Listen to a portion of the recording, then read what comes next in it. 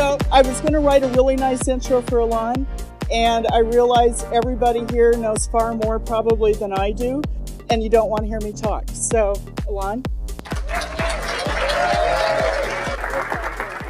As you guys probably know, Tesla didn't organize this. This is sort of a spontaneous thing from sort of Tesla owners. We were trying to figure out what are the things we should be doing differently or better or focusing on, and just kind of the thought I had was to really have kind of a town hall, kind of back and forth sort of conversation. I mean, obviously the goal of Tesla is really to accelerate the advent of sustainable transport. So there are plenty of car companies in the world. There's not really a need for a new car company, just another gasoline car company or anything like that. But there is a need for a company that's pushing for sustainable transport. Something that, if you extrapolate into the future, you can see a sort of a positive, bright future. And I actually didn't think that it would be necessary to do something like Tesla, because I thought at one point, when there was the EV1 and the original electric RAV4, that things were kind of headed in the right direction, and I thought for sure GM would do like the EV2 and the EV3 and everything would be fine. And then of course that's not what happened. As soon as California changed its regulations, GM recalled the EV1 and crushed them in a parking, in a junkyard. And then people actually held a candlelit vigil as though someone was, it was sort of a capital punishment type of thing. And which just amazed me, because I mean it's really quite rare for people to hold a candlelit vigil about a product. It's really unusual. So it was clear that the sort of the forcing function needed to come from a company, a new company, and so we created Tesla, starting off obviously with the Tesla Roadster, and in the beginning people said, well, you're not going to be able to make a car that looks good and goes fast and has long range. And then we did, and then they said, well, nobody's going to buy it. So then, thank you for buying, by the way.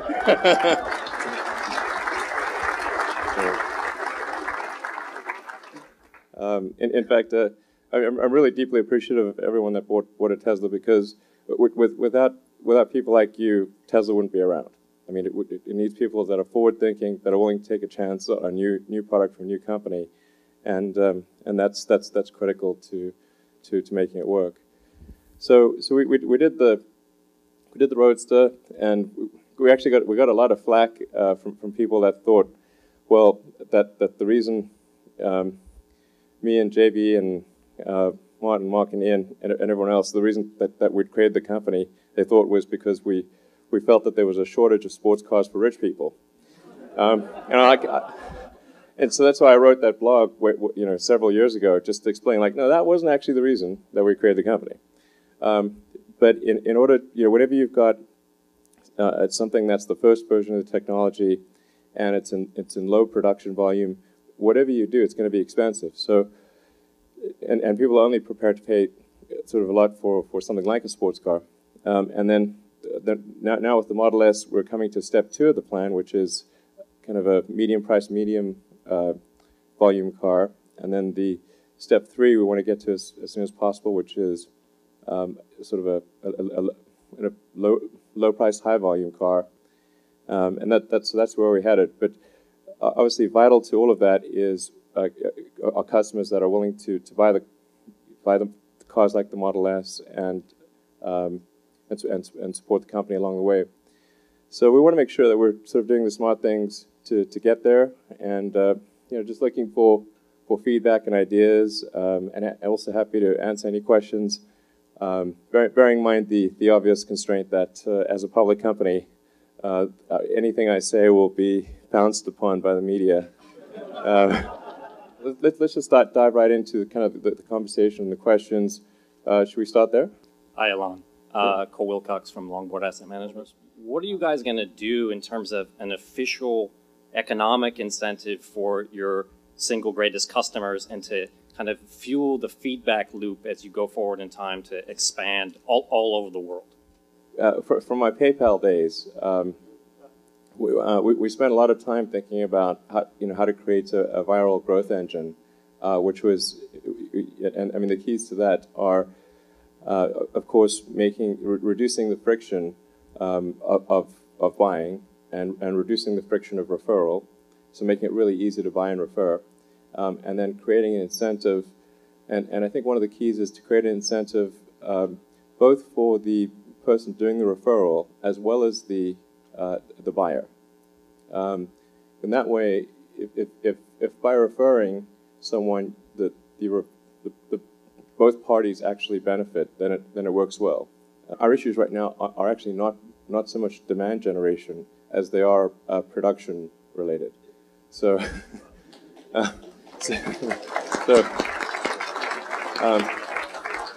which is not as easy to solve as it may seem.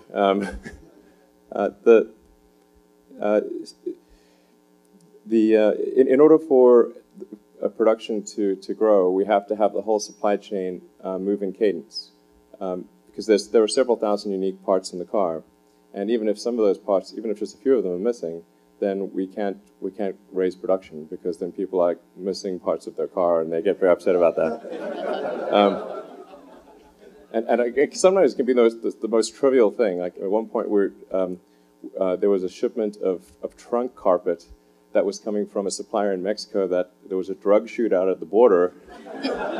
I kid you not, this is like a real thing. And so then we had to pile up cars in the yard to wait for a new shipment of trunk carpet. And now trunk carpet obviously is not going to be a long-term constraint, because there's, it's not one can produce large amounts of that. But there are some of the tougher things. I think one of the bigger challenges for us is going to be lithium-ion cell production. So we're working with our main partner, Panasonic, on ramping up lithium-ion cell production, and I think actually that's probably going to be the main constraints on our production growth probably for a few years to come. Because we need a lot of battery. So I think we'll consider engaging sort of a viral growth engine, but we first need to address our production constraints. Great. Thank you. All right. Hi, I'm Georgiana Elizabeth Penny Keys, and I'm a very small shareholder, very happy, and from Albuquerque, New Mexico. And I just wanted to say how much, from the very bottom of my heart, I appreciate everything that you have done and are doing. Well, thank you. And I'm sure we'll do in the future, which I'm looking forward to now. And I can't say this with enough emphasis, but I really felt like there was no future. And you've provided that for me, you and the entire Tesla team. And I can't thank you enough for that.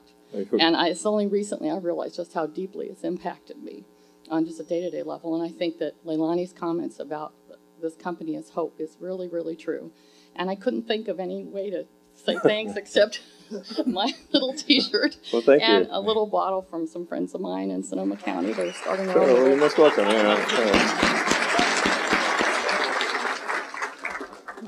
Everybody got a bottle opener?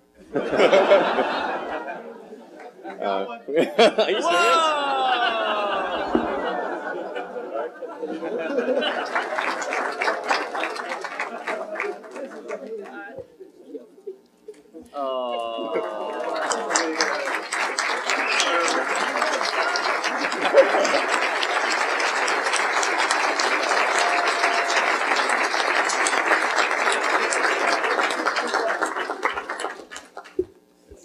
That's what you call livening things up. It's alive.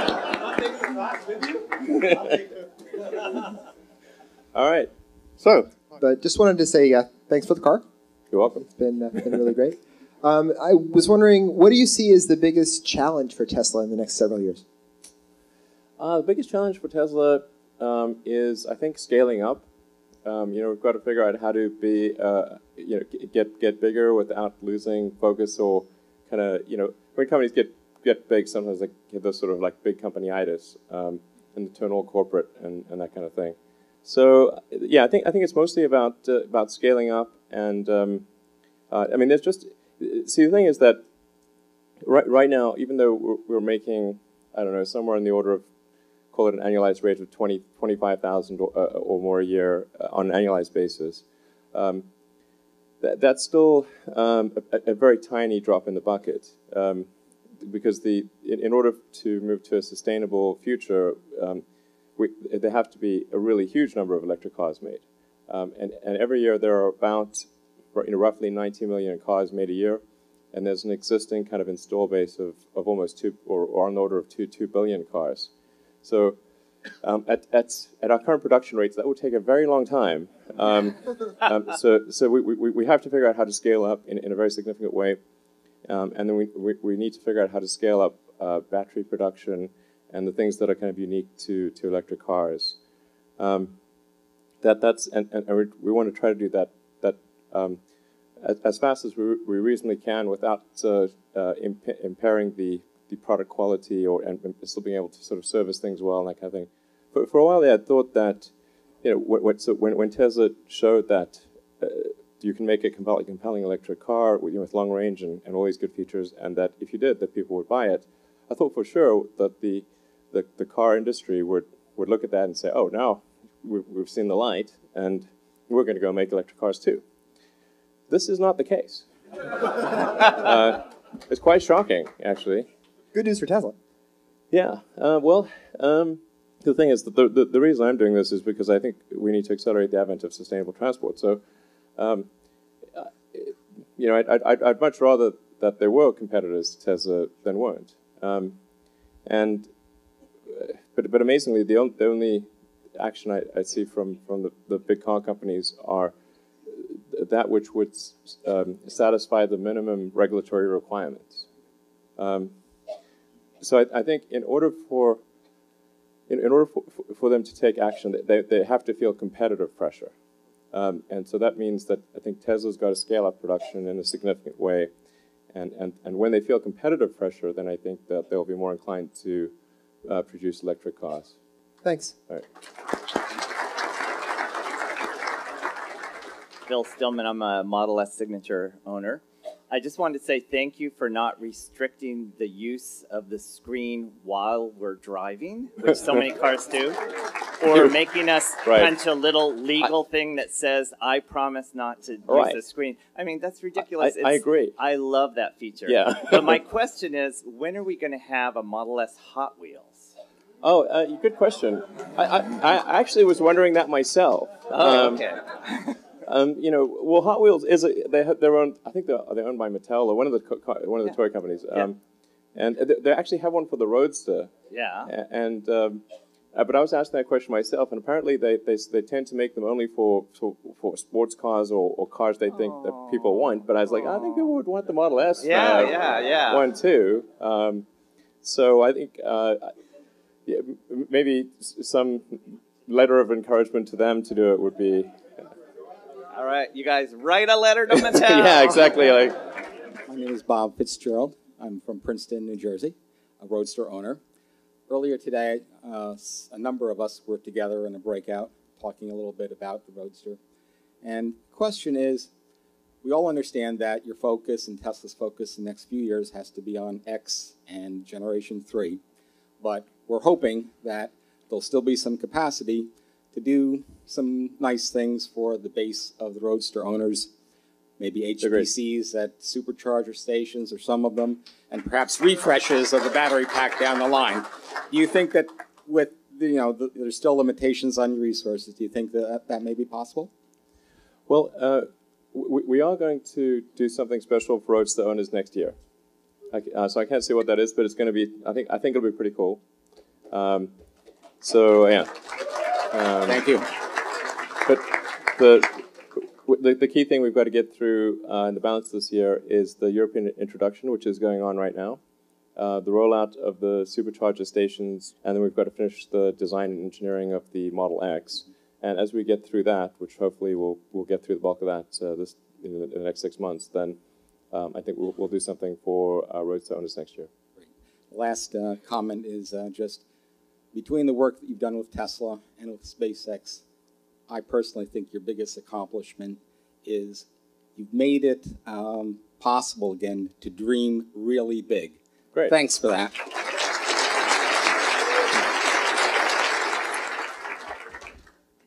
Hi, Elon. I'm John Younger, and I have to say, pour some more wine here. Absolutely. I'm telling you, this is going to get better and better as the. It is. The marital bliss problem and the custody issue got solved for us with my bride of 12 years by getting a second Tesla. So with the Roadster and the S, it's easier. As a fellow CEO, yeah. I understand you have to look at the resources at your fingertips and use them to their optimal level. Right. You're sitting in front of a resource. Yep. What can we do besides building battery factories to help? Well, I think you're doing a lot already, which is to sort of spread the good word, and to sort of show your friends and family and people you encounter the Model S, and for a lot of people out there who are not early adopters and who, I mean, most people are not early adopters, and new technology it scares most people at least a little bit. So anything you do to make people believe that that electric cars are the future and it's the way to go and it's worth taking a chance, I think is actually incredibly valuable. We got that done. So, right. Howard Horn from White House Station, New Jersey. I realize that Tesla sort of spans consumer electronics and automobiles. And in consumer electronics, it's been very easy for manufacturers to, in essence, go down market. That's what's expected. In automobiles, it's been much harder. And really the success stories have been auto manufacturers that go up market. Ones that try and go down market end up sometimes not existing.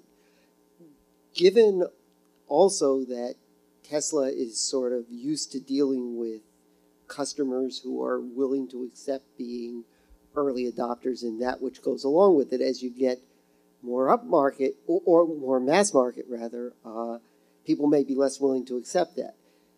Given those two circumstances, how do you, and your previously stated difficulty with ramping up and buying batteries, how do you plan to address that?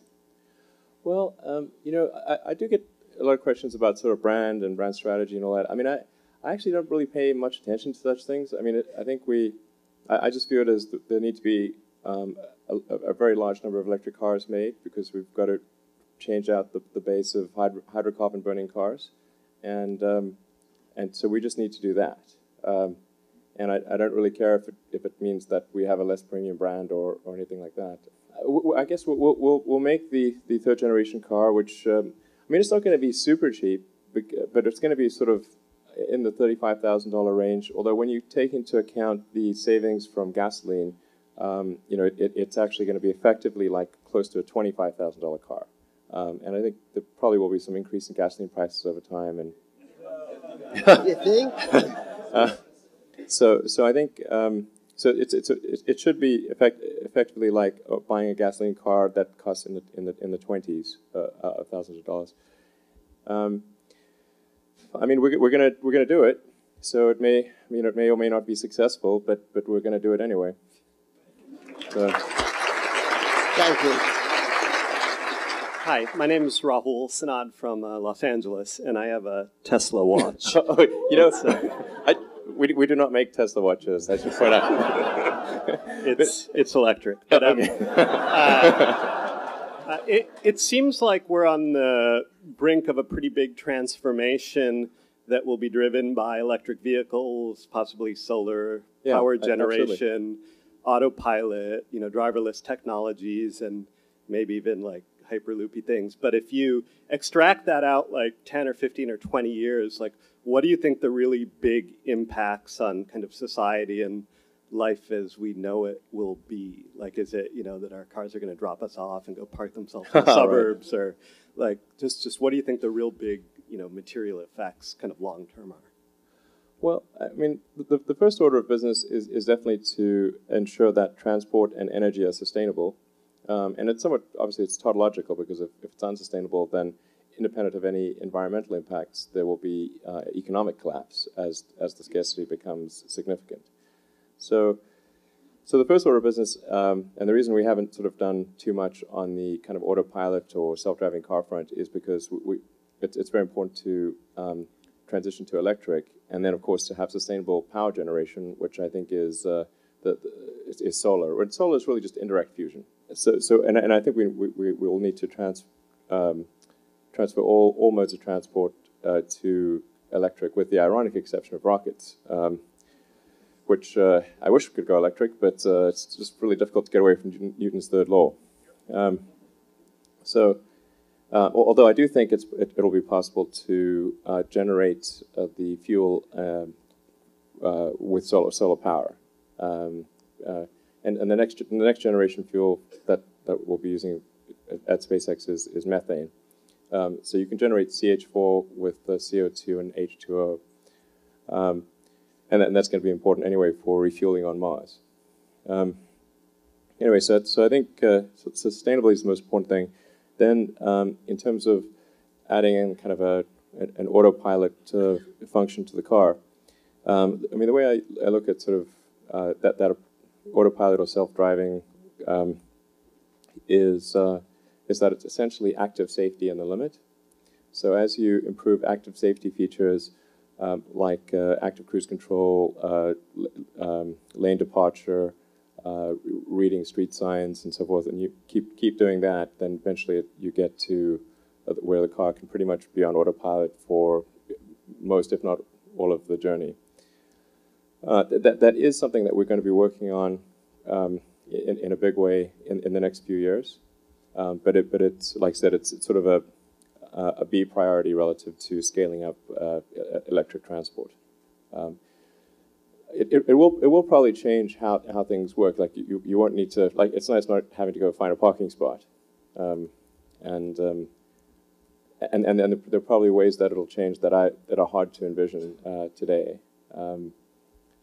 But I think the first order of business, the really pressing one, is to make sure that we're minimizing the amount of carbon that we're putting into the atmosphere, because that's we're running this crazy chemical experiment, which is a very, very difficult thing to reverse, and I think it's really important that we stop running that chemical experiment. So. Thank you.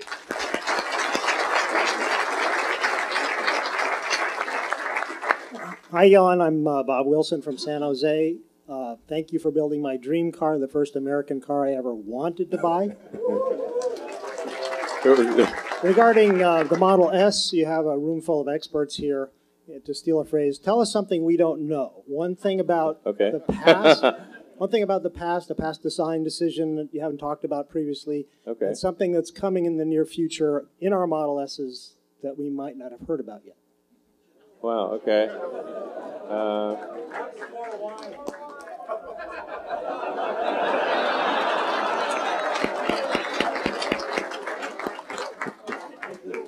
Vino Veritas. There sure were a lot of adventures along the way in creating the Model S. Adventure being the best word I can possibly imagine for. Some of them were quite difficult and nightmarish. What a lot of people actually maybe don't realize is that the primary optimization, or really the thing we focused on more than anything with the Model S, was safety.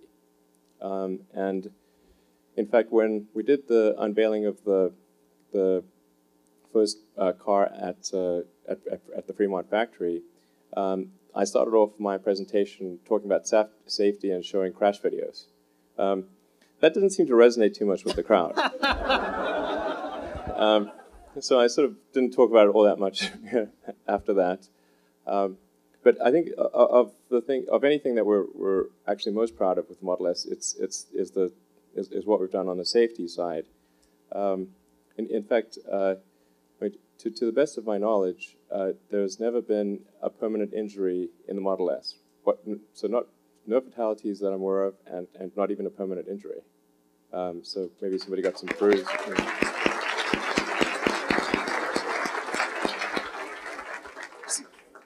Now, statistically speaking, that's unlikely to remain the case. When you have tens of thousands of cars and hundreds of millions of miles and that kind of thing. But so far, so good. But in order to achieve the highest possible safety rating, we did have to do some sort of kludgy things in the car. Like, for example, the B pillar, whereas the car is almost entirely, the body and chassis are aluminum, the B pillar has a high-strength bore and steel insert in order to improve the side crash protection, which is really unnecessary because if we had properly designed the B pillar, we could have done the whole job with just aluminum and made it a lot simpler. And it's also got these expensive aerospace-grade bolts and all sorts of things. So that's something that I think we could probably make lighter and maybe even better with a redesign. In the rear, if you get the third row, we have a double bumper system. So there's actually an aluminum bumper and a steel bumper, and the threshold is that is to ensure that if the car is impacted in the rear at highway speeds, that any third row occupants do not suffer permanent injury.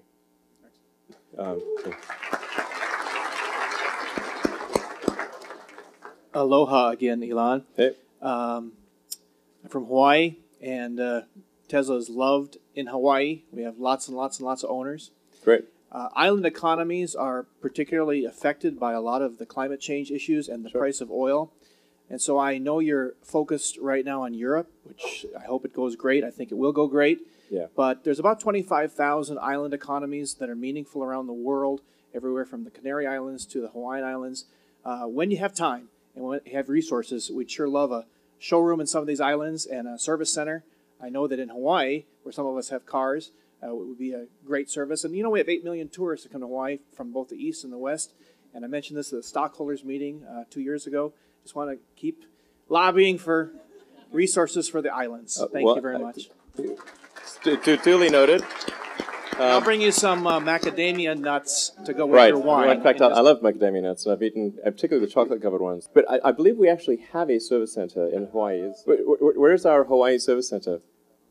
In Honolulu. Okay.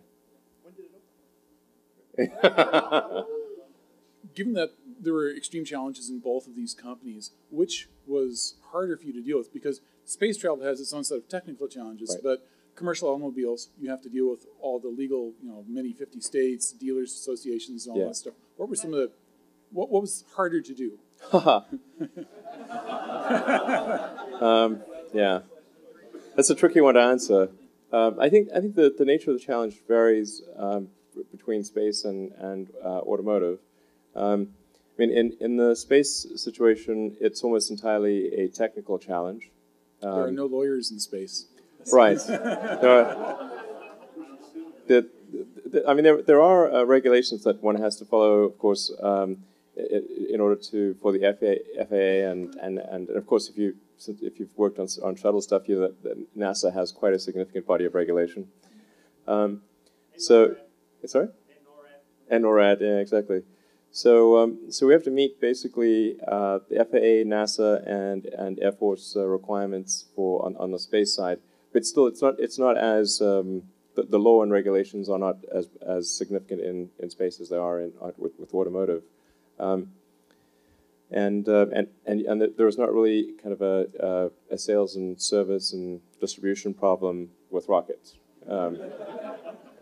So we don't have to deal with that. So that's why it's sort of more a greater percentage of the problem is just engineering. Whereas in cars, you've got, as I said, you've got to deal with all of the nuances of 50 states and dozens of countries. And then you've also got to deal with the fact that the product is out in the field. Whereas with the rocket, it's we don't have to worry about whether other people can use the rocket. and so that's the sort of nature of the challenge. But I think that they're really both quite hard, and it's difficult to say whether one is really harder than the other. Congratulations on your success in both. All right, thanks.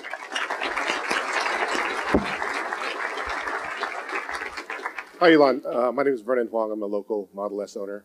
I have a software update feature request that a lot of people in this room may not have thought of.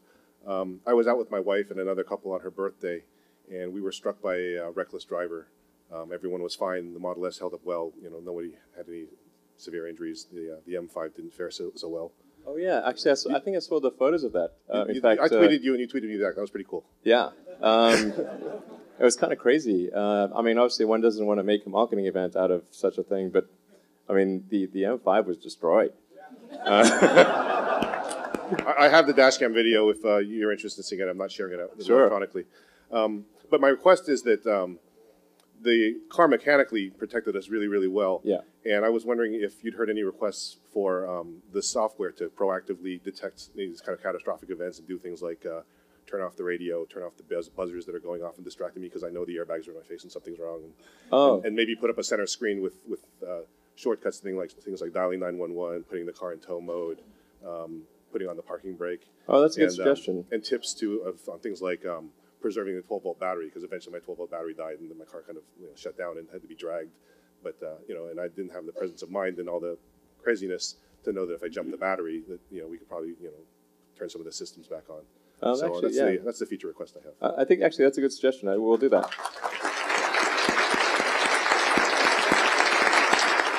My question is one to which I got a negative response at the factory. And I know you have capacity issues, but I'm wondering when we're going to see a Tesla truck. The potential to reduce carbon emissions in light and large trucks, especially commercial, not just pickup trucks, there's a tremendous opportunity there to reduce the carbon footprint.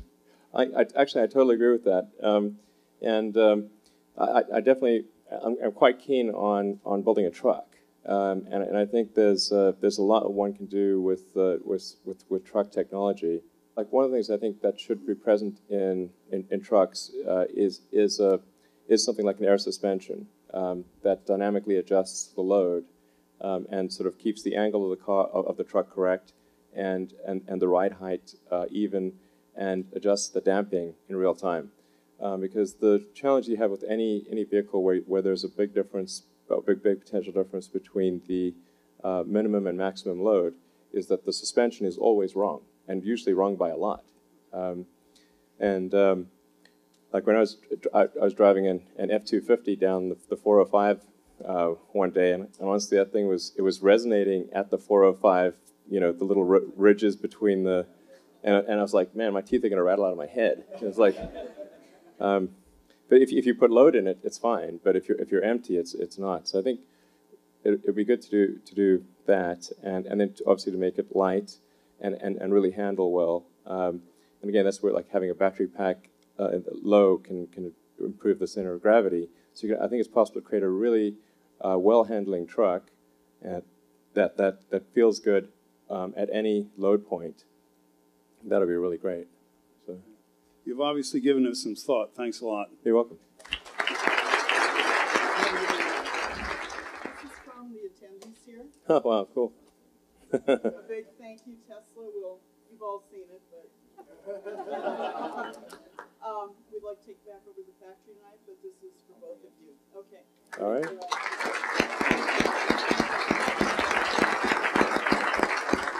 Cool. Pardon me? Do you want to introduce? Yeah, absolutely. Okay.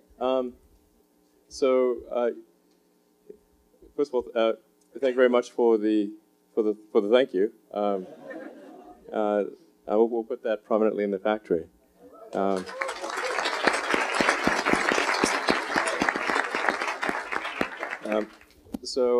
Jerome has been instrumental in the creation of the Model S and served as basically the overall program director.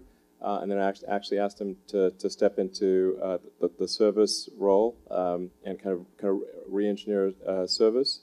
So he's really a key part of the team and knows the Model S inside out and backwards.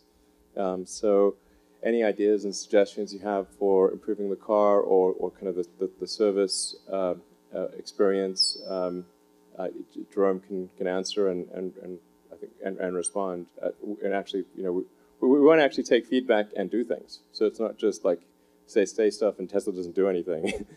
Like we want to actually do stuff. So yeah. Anyway, so I'll keep answering questions for a bit, and maybe some of those questions can be answered by Jerome.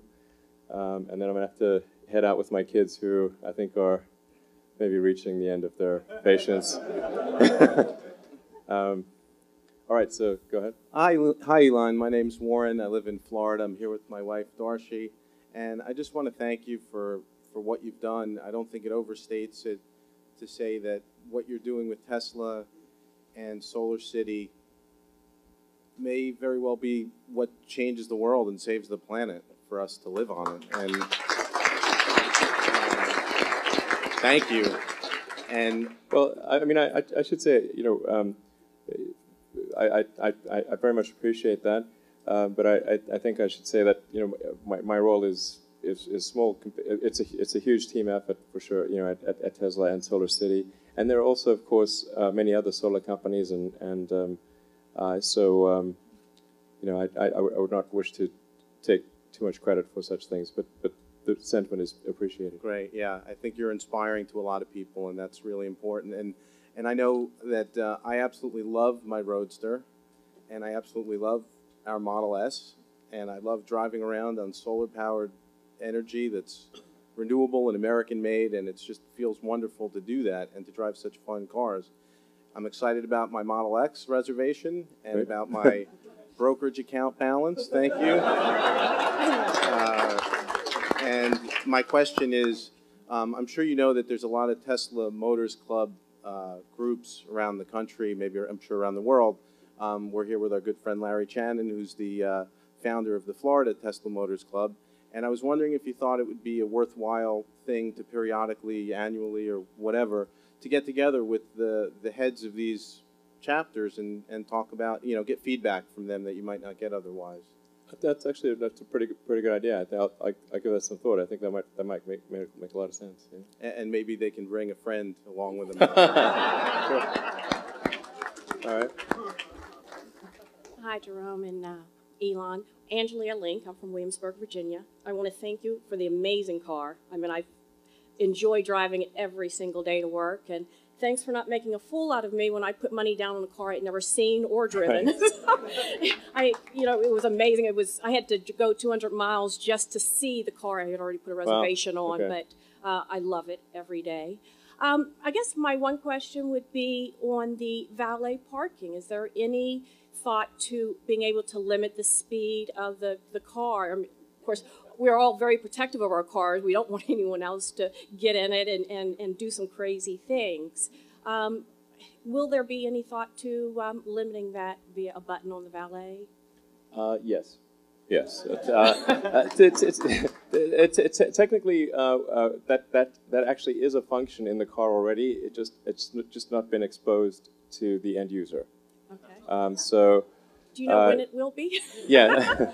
Yeah, right, exactly. It goes back to the point about features that'll come out. So maybe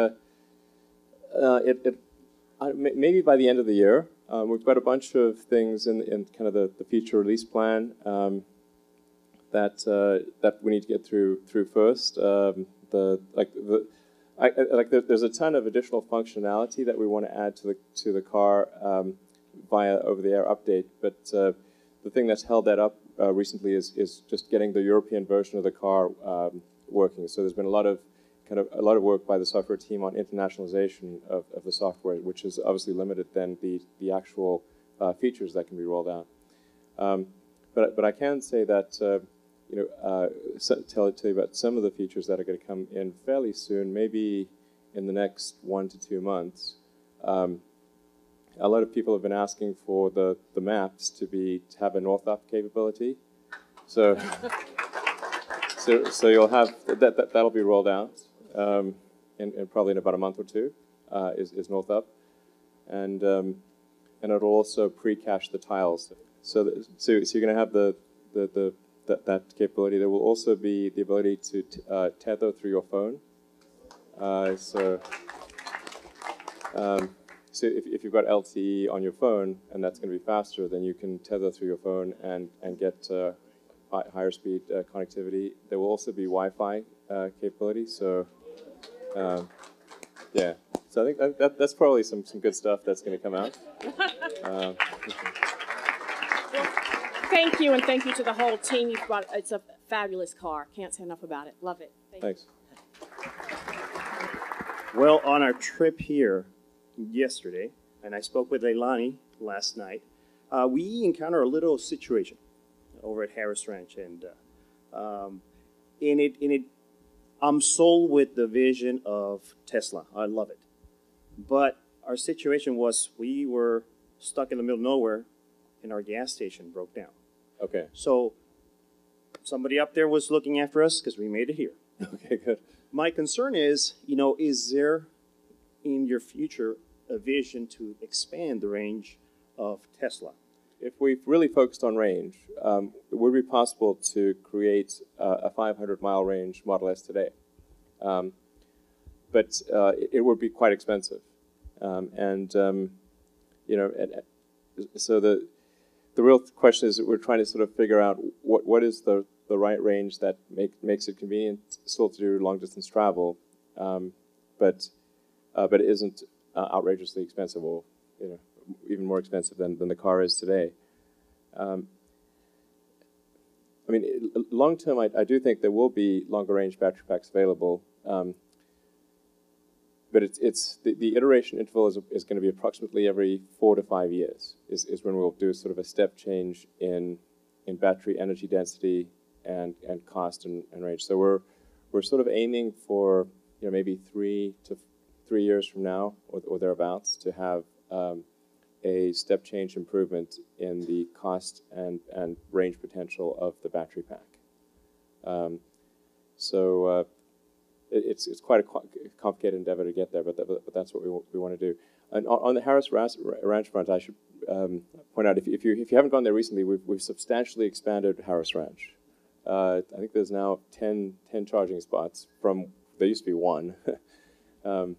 And we haven't yet completely rolled out the. In fact, I'm not sure if we rolled it out at all, but it will be going out very soon. The increase in charge rate from 90 kilowatts to 120 kilowatts. So that should really help a fair bit.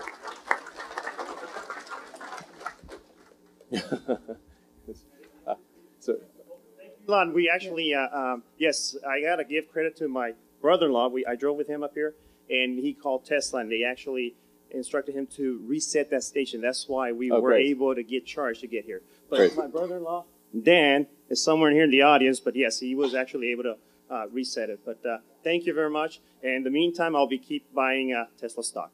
All right, thanks. Okay, Elon? All right, absolutely. With that said, thank you all very much. Deeply appreciate your support. And thank you.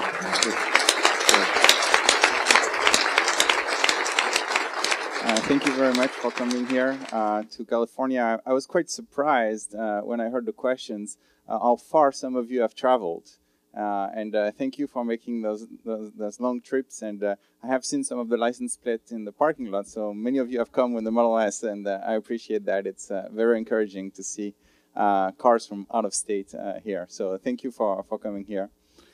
Maybe just 2 words about my role and what I'm trying to do.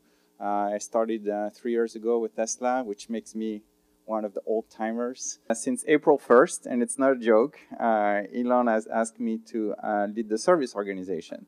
Thank you.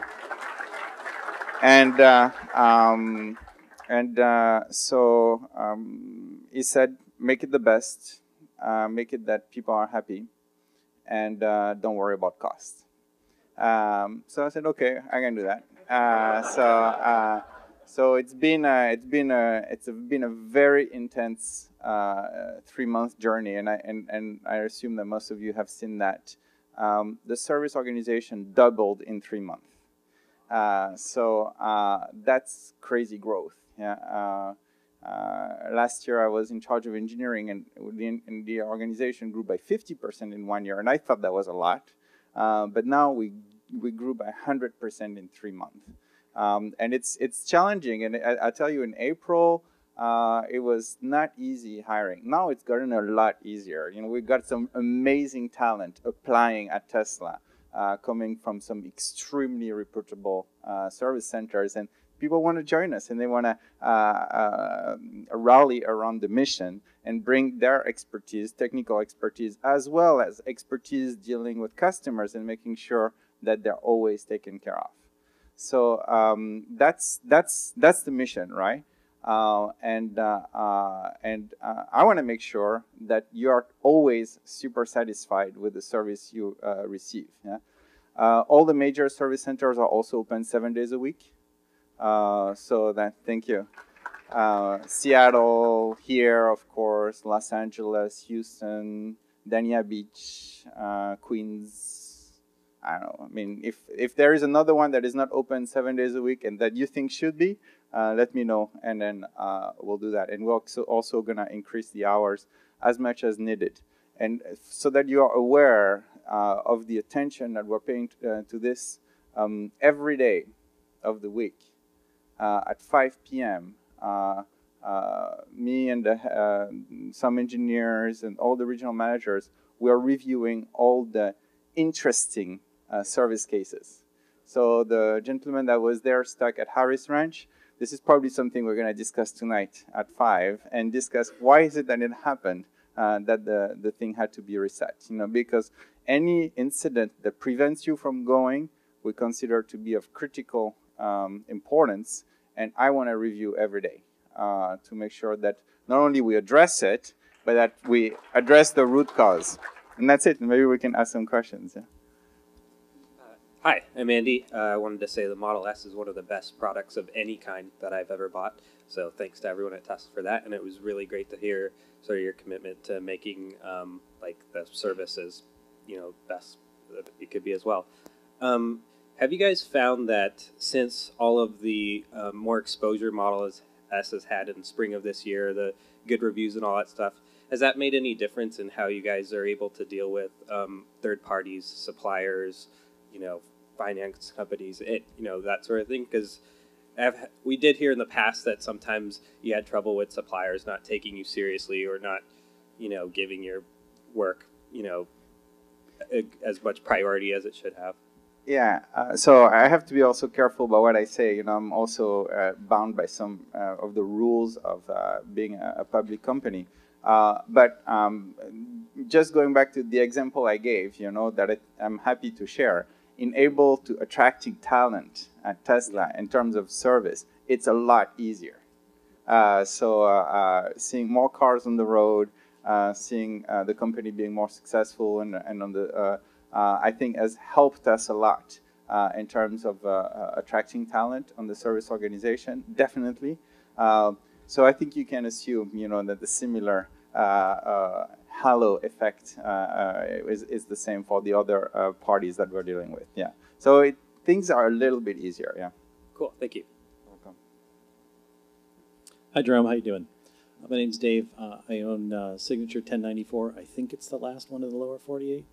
I know one of your largest challenges right now are ramping up and trying to cope with how fast the company is expanding and going.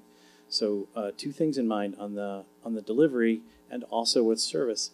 I'm wondering if you guys can't leverage the technology in the car to facilitate lowering your head count and making things a little bit more efficient. And the way I'm proposing this for you is in the delivery that the car should have a tutorial built within it. In other words, the Model S should be able to tell me how to use it right on the screen as one. Mm-hmm. And I'm talking interactive. It points, it presses buttons, it makes lights light, it shows me all the warnings, et cetera, et cetera. And then from a service standpoint, I would like my car to tell me that you've got 3,500 miles on it, maybe you need to look at the tires. Your service is coming up, and then another screen pop and go, here are the available slots at your local service center. Can you get it right in the car, right on the screen? It makes it seamless. It cuts out some people for you, especially if it's integrated properly and executed properly. I'd like to help you do that. Thank you. I think that's a very good yes. It's a very good idea. We're always catching up a little bit to what we want to go. I mean, definitely having the owner's manual on the center display for me is a priority. Okay. Unfortunately, there's a lot of other priorities at Tesla, so sometimes we have to wait. But the idea that we have a paper owner's manual is revolting to me.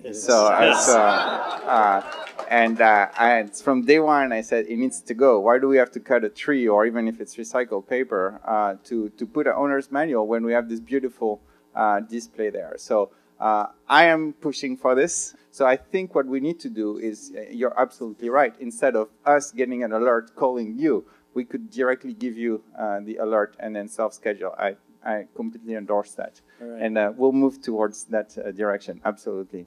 Hi, Jerome. I'm Dave from Toronto, Canada, Roadster owner. Question on the loaner program. It seems that the service centers are having a hard time holding on to their loaners. They're getting sold just as fast as they're being delivered. Mm-hmm. Any thoughts on tweaking the policy to make it tougher to buy the loaners, to lock in that inventory? Yeah, well, that's a good question. And you know what? I'm under extreme pressure from the service organization to hold the loaners for a set period of time, you know. Unfortunately, we still have very razor-thin margins. And if we want to prosper, we need to be profitable. And therefore, if that car is sold, you know, we will try to give it to the person who bought it as soon as possible. I think the real effort that I want to follow is that loaners shouldn't be used for more than 1 or 2 days. So the service repair shouldn't take that long, you know. And therefore, you know, it should not be a problem because they would be just cycled naturally. You come back, you get your car, or we bring your car back, and then we can get that loaner to whoever bought it. And then I'm making, and this is something that I couldn't do in the second quarter because we were just, you know, in the middle of a lot of things. But every week in the third quarter, there is a certain number of cars we're building that are replacement loaners. So it was a little random and chaotic, I have to say, in the second quarter. But in the third quarter, I'm tired of hearing the stories too. You know, I have to deal with them. So I just like, okay, every week we'll be building a certain amount of cars so we can replace the one that we're selling. Yeah, I had to discuss with a certain person, but he agreed, and we're good to go. Okay, thanks. Yeah. Hi, I'm Leanne Herman. I'm from Tallahassee, Florida. I'm here with my husband, who was sweet enough to buy me a Model S. That's a nice gift. That was my 50th birthday present. So we signed up for it in '09, and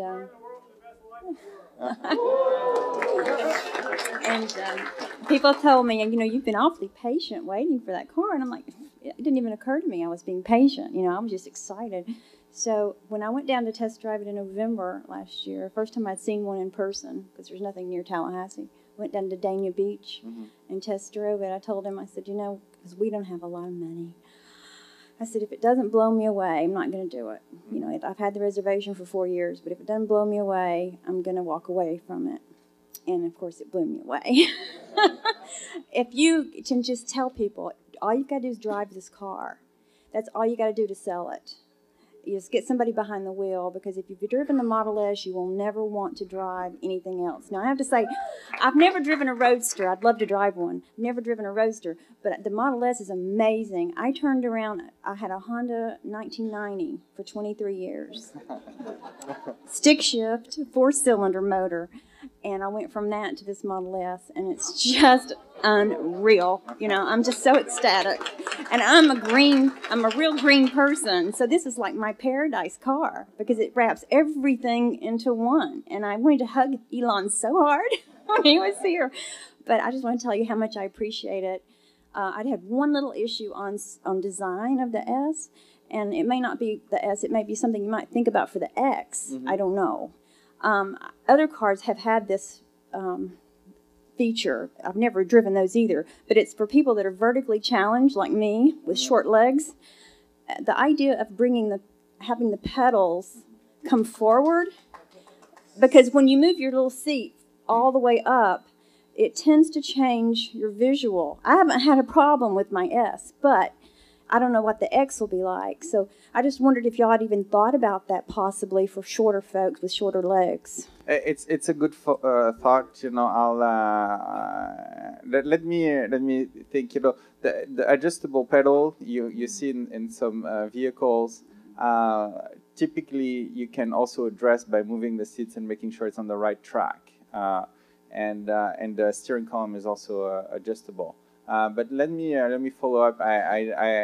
For S, you know, it'll be difficult to change. But let me look at what it is for X. Thank you so much. You're welcome. Hi, Jerome. My name's Kip Leong. The other day, I took my kids over to Fairfield to visit the Jelly Belly factory. I hope that that's something that Elon could do with his kids if he ever. Maybe they're there right now. But the Jelly Belly factory is not quite as cool as the Tesla factory.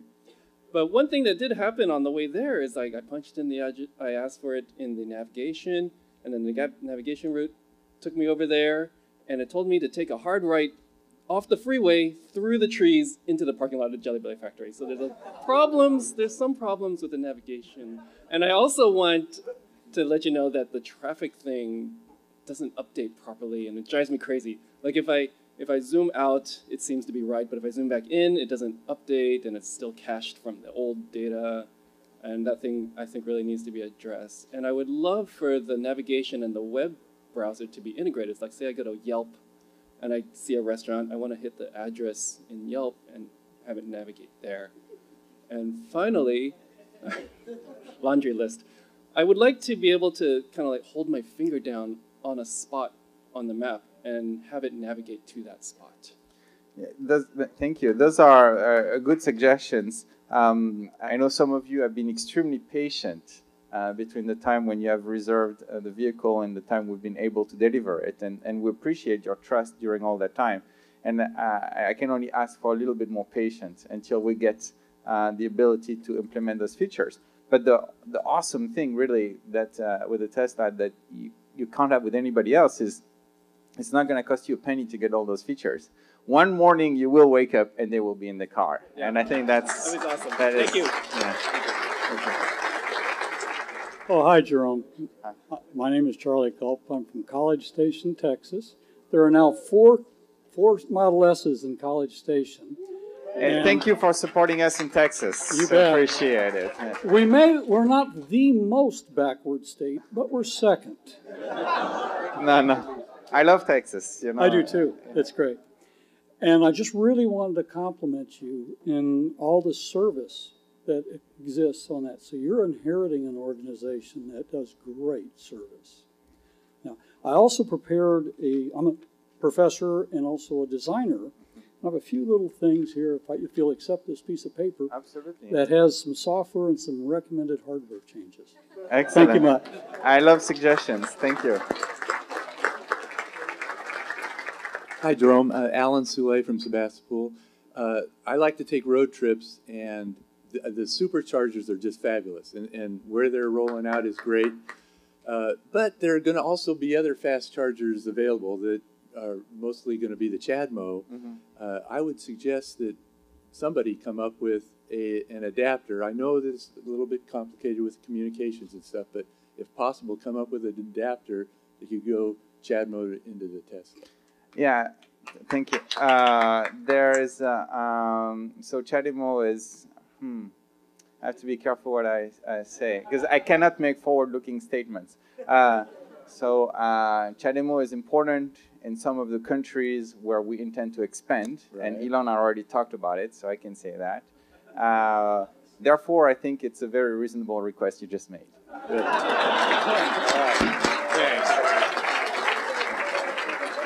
Well, thank you, everybody, for your time, and enjoy the rest.